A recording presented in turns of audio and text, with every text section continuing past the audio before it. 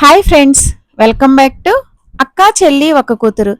మన వంటింట్లో ఈ ఒక్క పొడి ఉందనుకోండి, మనం దీంతో ఎన్ని రకాల వంటలు చేసుకోవచ్చో తెలుసా అండి? పప్పు చేసుకోవచ్చు, పప్పుచారు చేసుకోవచ్చు, రసం చేసుకోవచ్చు. అవన్నీ కాదండి, ఏదన్నా కూరలో ఉప్పు ఎక్కువైందనుకోండి, ఈ పొడి వేసి బ్యాలెన్స్ కూడా చేసుకోవచ్చు. అదే మామిడికాయ పొడి అండి.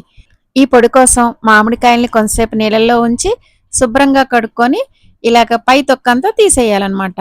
మనము మామిడికాయ పొడిని పుల్లటి మామిడికాయలతో చేసుకుంటే పొడి కూడా పుల్లగా ఉంటుంది. ఈరోజు నేను చిన్న రసాలు తీసుకున్నాను, అది 5 కాయలండి. ఇక్కడ మనం ఎన్ని కాయలతో అన్నా పొడి చేసుకోవచ్చు. ఇక్కడ నేను 5 కాయలు తీసుకున్నానని చెప్తున్నాను. ఇక్కడ మామిడికాయ పొడిని చేసుకునేటప్పుడు ముందు మామిడికాయ ముక్కలు కానీ తురుముకొని కానీ ఎండబెట్టుకోవాలి కదండి. 2 రకాలుగా చేసుకోవచ్చు. అందుకని మీకు అర్థమవటం కోసమని ఒక మామిడికాయనేమో కొన్ని ముక్కలుగా సన్నగా ముక్కల కోసం ఎండబెట్టాను, మిగిలిన మామిడికాయలేమో తురుముకున్నాను. ఇక్కడ 2 రకాలుగా ఎండబెట్టుకొని పొడి చేసుకోవచ్చండి.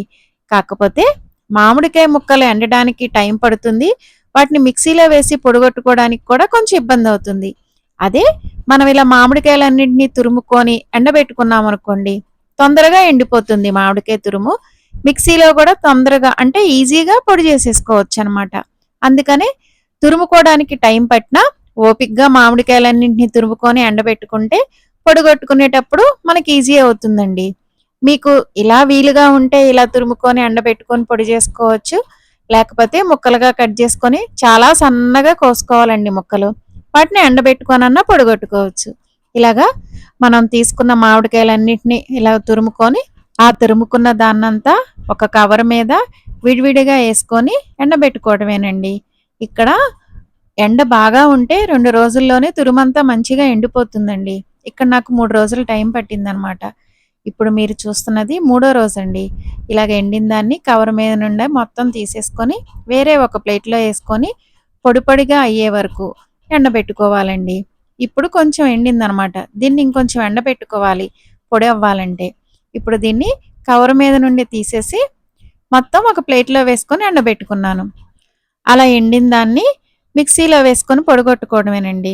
ఇలాగ ప్లేట్లో వేసుకున్న తర్వాత ఇంకొక 2 రోజులు ఎండబెట్టుకున్నానండి. చూడండి, ఇప్పుడు మీరు చూస్తుంది 2 రోజుల తర్వాత బాగా ఎండిందనమాట.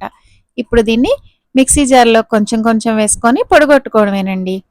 ఇక్కడ నేను సంవత్సరానికి సరిపడా మామిడికాయ పొడి కొట్టుకుంటాను. ఇప్పుడంటే 5 కాయలే అని అంటున్నాను కానీ తర్వాత ఇంకా చేసుకుంటానండి. ఇలా చేసుకున్నది నాకు సంవత్సరం అంతా సరిపోతుంది, నిలవ ఉంటుంది. ఏ పురుగులు పట్టవు, ఫ్రిడ్జ్లో కూడా పెట్టాల్సిన పని లేదండి. చాలా సింపుల్గా ఈజీగా ఇలా మామిడికాయ పొడిని ఒకసారి ట్రై చేయండి. మా వీడియోస్ ఎలా ఉన్నాయండి? నచ్చితే లైక్ చేయండి. మా ఛానల్ చూస్తూ ఇప్పటి వరకు సబ్స్క్రైబ్ చేసుకోకపోతే సబ్స్క్రైబ్ చేసుకోండి. Thanks for watching.